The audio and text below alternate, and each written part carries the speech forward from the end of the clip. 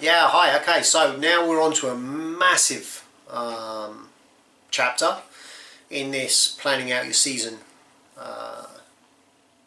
week. Player development is something that the player themselves are responsible for. And I really want you to understand this from a coaching point of view, that there is very little you can do as the coach to improve the player if they aren't going to improve themselves. So what that means is that you want to, as much as you possibly can, encourage that player to work on their skills, their fitness, their nutrition, their technical knowledge of the game, their tactical knowledge of the game, outside of team practice. Here in Idaho, I will practice with my team for three sessions a week, 90 minutes a session. So I will have approximately 4.5 hours a week with my team, and my season is about 12 to 13 weeks. So maybe I will have 55 hours, somewhere in that region, of practice time with my players. That isn't enough for me to be able to focus on individual skills, individual ability, individual talents. There was a research study done not so long ago, and it was trying to calculate how many hours were required for a violinist to be a master. And it was discovered that it required about 10,000 hours of dedication, practice, rehearsal, work to become a master at the violin. Now, if we assume that there is a period of time that a soccer player needs to invest in their ability, their technique, their skills, their touches, their cognitive ability, and we will work on the basis that it is 10,000 hours, although the skills are very different, but let's just use that as a rough guide.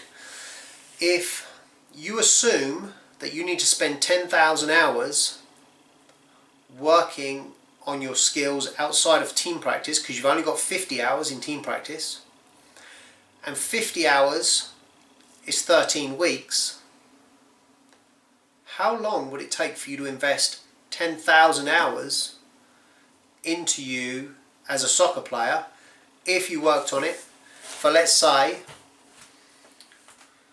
10 hours a week? It would take 1,000 weeks.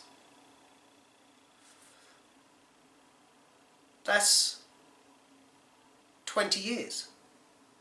So assuming you were investing 10 hours a week for 20 years, you would become a master soccer player, and you start at the age of 5 by the time you're 25. How many kids are spending 10,000 hours working on their skills? How many are spending 2 hours a day, let's say, working on their touches, working on their skills, working on their play, working on their watching games, practicing their fitness, working on their fitness, working on their nutrition? Very few. Yeah, very few are that committed, that dedicated, that passionate about the game. Now, let's assume that you've got 4.5 hours a week that you can work in team practice. How many of your players are spending 4 to 5 hours a week working on their game themselves? How many of them are out running? How many of them are in the weight room? How many of them are working on their ball skills? How many are working on their striking? How many are working on their ballistic skills, their speed, their explosiveness, their changing of direction? Ultimately, if you can get your kids to work on their skills for 30 minutes a day, you're doing really well, because most of them won't do it. There's so many distractions now, there's so many things in their lives that will pull their time away that you just won't get it. It's unbelievable. The mobile phone, the video console, the television, the other sports, the other interests, music, dance, mathematics, drama, time with their families, you know, time doing their homework. There's so many distractions and things that are as important than practicing their soccer skills, that it's just something that's very, very difficult for them to be able to get in. So how do you create an environment where you can help them with that? Well, if you're trying to find 30 minutes a day, when would be the best time of day? If you worked, so let's say you do 3 practices a week like I do here in Idaho.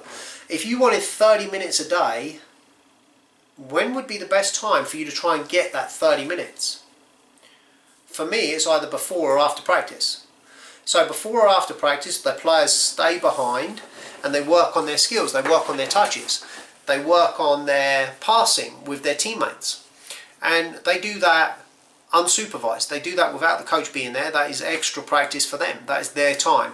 You know, the parents might be there watching them and hanging out, but that is away from the coaching environment. They are there to work on their craft themselves. You know, you might have to get 30 minutes after school when they get home and before they get on with their homework, before they do their lunch. Maybe you have to wait until Saturday or Sunday. Whatever it is, you know, you can write out, just the same way you've written out a plan for yourself, you can provide them with a plan to be able to figure out where are they going to get that 30 minutes a day from. Maybe some of them can get 45 minutes a day. Brilliant. But you as the coach, it's in your interests to figure out how you can get these soccer players practicing more away from your team practices than they already are. It's more important for you to spend time working out how can I get 45 minutes, 30 minutes a day extra, yeah, 2.5 hours, 3.5 hours if they do the weekend, a week extra soccer practice. How can I get that every week to help my team improve? If you can do that, if you can get the majority of your players practicing outside of your team practices and they know what they're practicing because you've shown them, you've given them the instruction, then your chances of success are going up all the time because you're now doing more than other teams are doing. You're doing more with your players and your players are doing more by themselves than other teams are doing. That then frees you up to work on the team practices and being able to put the team practices together, working on formation, working on tactical awareness, working on creating overloads, working on defending and covering, making sure that you're working on set pieces. You can work on attack versus defense. You can do all the things you need to do when you have multiple numbers instead of working on, okay, Johnny, how do you control the ball? So this particular section is really important. It's going to probably define how successful you can be. All the others will create success, but this section will take your team from a good team to a very good team, from a very good team to a great team, from a great team to a championship winning team.